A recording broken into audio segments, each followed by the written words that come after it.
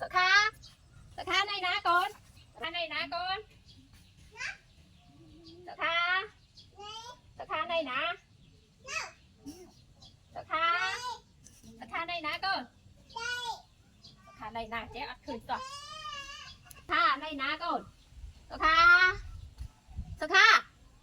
này nè, sợ kha này nè con, sợ kha, khơi là bờ bờ này nè, này sợ kha này toàn, mày ban mồi này rồi, mò mà lên như này, mò con mà chạy rồi, mò con mà đây sôi bùi,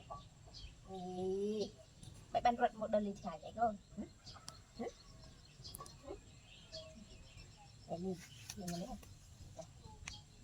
đấy rồi.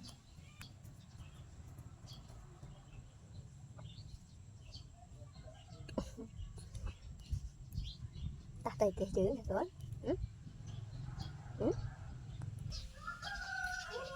ui ăn mèo nè mà mèo khóc lên cái mùi cậu này, đây sợ kha này, đấy con này, mèo mua pin hả, mày nữa, sợ kha này,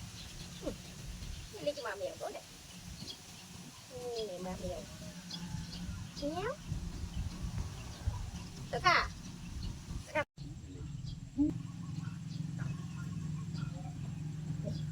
đó này, níu, sợ kha này 10 phục mệt này, ăn nhiều, mệt ăn nhiều, níu, ở rồi hết, anh lên cho sợ kha, níu, mệt đây mình,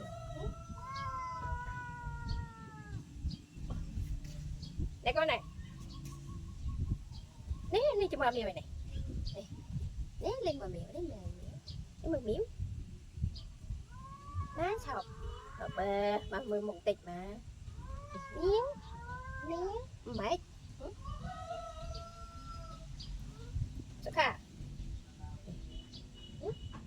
được phục mẹ làm nhiều mà có mấy mà giờ từng quy lên gì kìa nhiều đấy nhất liệt tại kha đấy liệt để phi liệt là lẹ cầu đó lẹ sợ nhà áo sợ thả này mình nít để đi mua kia này ta cũng quy lên được cái đấy hết bây giờ